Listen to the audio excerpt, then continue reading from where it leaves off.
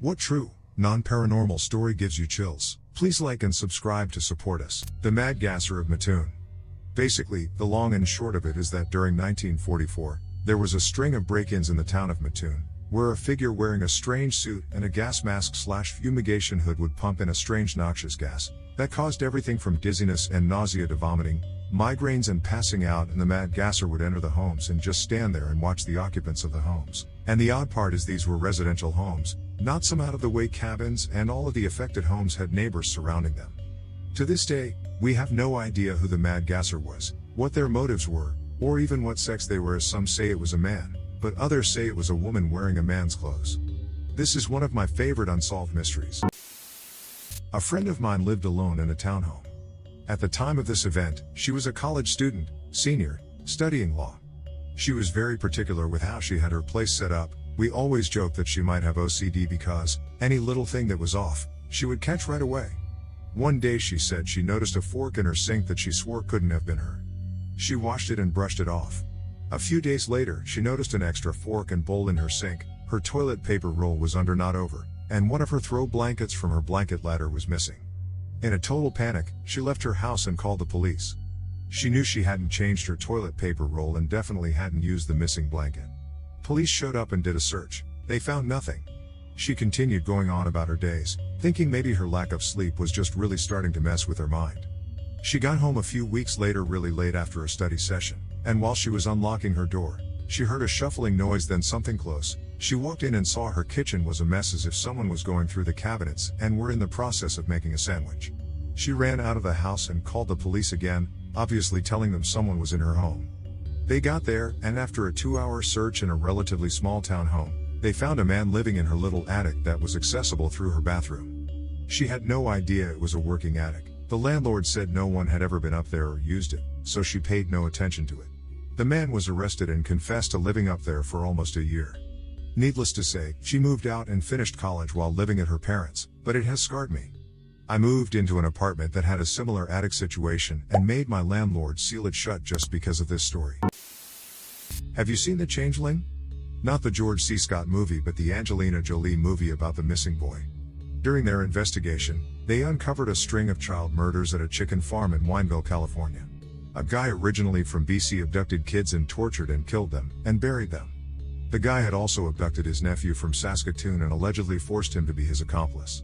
During the investigation, the nephew identified some but not all of the victims. The killer was tried, convicted, and executed.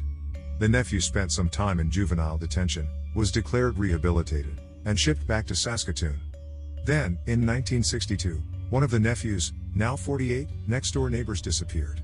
Her body was found 2 weeks later in a shallow grave by the river not far from their street.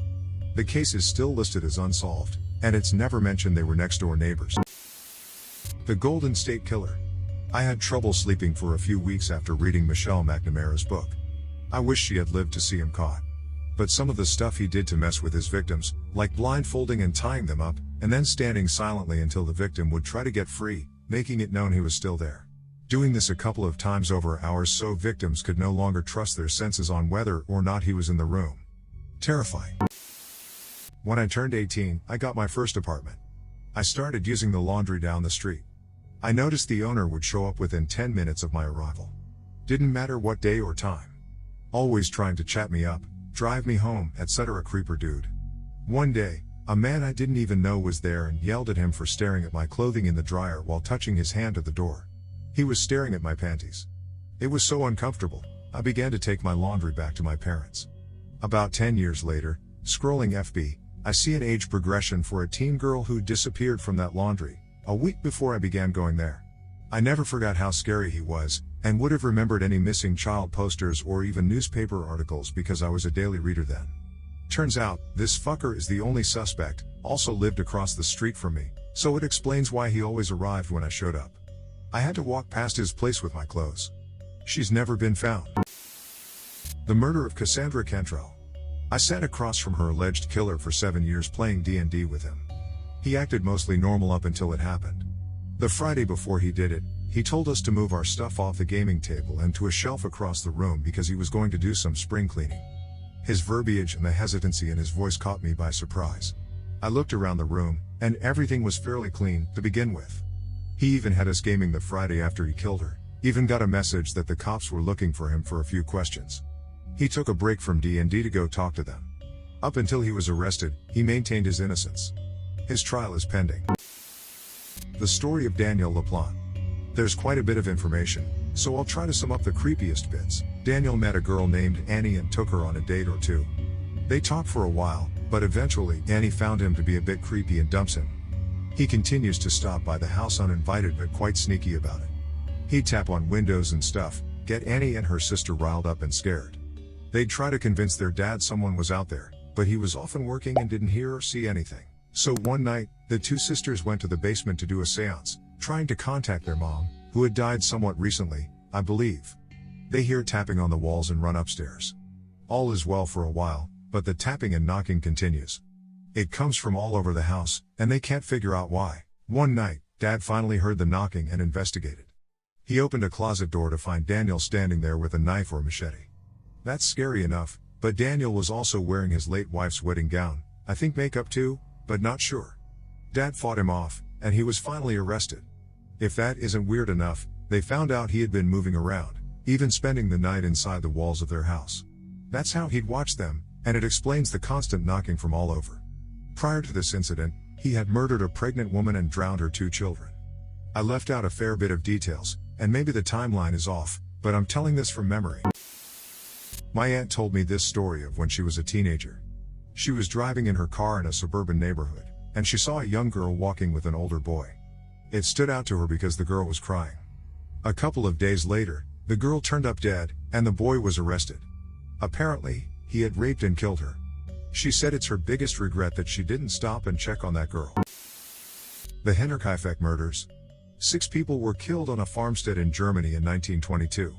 The killer lived with the corpses for 3 days. It was never solved. It might have just been a random drifter looking for shelter from the snow. The creepiest part is that their maid had quit 6 months prior, citing strange sounds in the attic as one of the reasons. She thought it was haunted.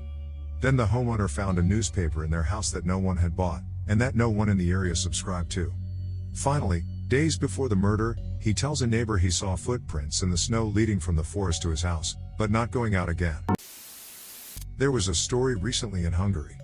A young girl just finished university to pursue her dream of being a pharmacist. Moved in with her boyfriend, ready for a new life. But, in her class, there was a weird, silent boy who had a major crush on the girl. Of course, she rejected him politely. He didn't take it well. He began to follow the girl, bumped into her while she was shopping, etc. She didn't think much of it cause he was always polite and well-mannered. But this little psycho, meanwhile spied on her, found out where she lived. One night he brought a shotgun, went to her place. Knocked. The boyfriend opened the door and immediately shot him, then he went after the girl. Beat her unconscious and then shot her. Afterward, he went to the other side of the country and shot himself in the head. Fucking psychopath. The Dupont de Ligons affair, also called the Nantes massacre. An unsolved quintuple murder that occurred in Nantes in France. 5 members of the Dupont de Ligons family, the mother, Agnès, and her 4 children Arthur, Thomas, Anne, and Benoit, were murdered between April 3 and 6, 2011. Their bodies were found on April 21, 2011, in their Nantes house. The father and main suspect of the assassinations, Xavier Dupont de Ligons, was last seen on April 15, 2011, in Roquebrune-sur-Argens in the Var. Most people think he's still alive, but nowhere to be found so far. Our top-floor neighbor's little daughter fell from their living room window. We live on the 3rd floor, but because of the slope, the living room facade is on a 5th floor height, making the height that she fell around 18 meters. When the incident took place, my father was chilling in our living room couch, with his earbuds on. He recognized some things were falling down from the top, however, he assumed that it was just some birds diving in. Turns out, while her dad was working in the kitchen, the asleep child woke up and found the open window. She threw her toys first, and then herself. She was just 3.5 years old back then, not the age for a child to understand the gravity. No one realized she fell until her twin brother woke up, couldn't find her, and started crying. I cannot imagine how the father felt when he saw the little girl lying down there. Nothing paranormal, just tragedy. However, knowing that no one noticed the incident took place and left her lying there for about 10 to 15 minutes gives me chills. These two women were camping in the United States and took a hike to a hot spring, and I believe we're the only people there. While they were soaking, a man and his dog showed up, and the dog was circling around the women, and even rubbing up against them. The man said some things that made the women weary of him and generally had a bad vibe. As he was walking away, he said something along the lines of "I'll see you, ladies, later." They were frightened and upset because it would take a while to hike back to their car at the trailhead. It was getting dark, and they were in a very isolated place. As they were hiking back, they saw a flashlight and heard the dog bark, so they took off in the opposite direction. They ran uphill through scrub brush and trees for a very long time, all the while being pursued by the man and his dog, who was barking. They realized that the dog brushing up against them was probably its way of getting their scent. The woman telling the story described how she always thought adrenaline would take over in a situation like that, but she became exhausted and even told her friend to go on without her. Finally, they came across a home and banged on the door. Thankfully, the homeowner was there and let them in right away. They told him to close the blinds and lock the doors. Shortly thereafter, a car came screeching up the road, and from inside, they could see its headlights as it circled the area, then seemed to give up. They called the police, of course. I don't remember if there was a solid conclusion like an arrest, but listening to that story was absolutely terrifying and had stuck with me for years.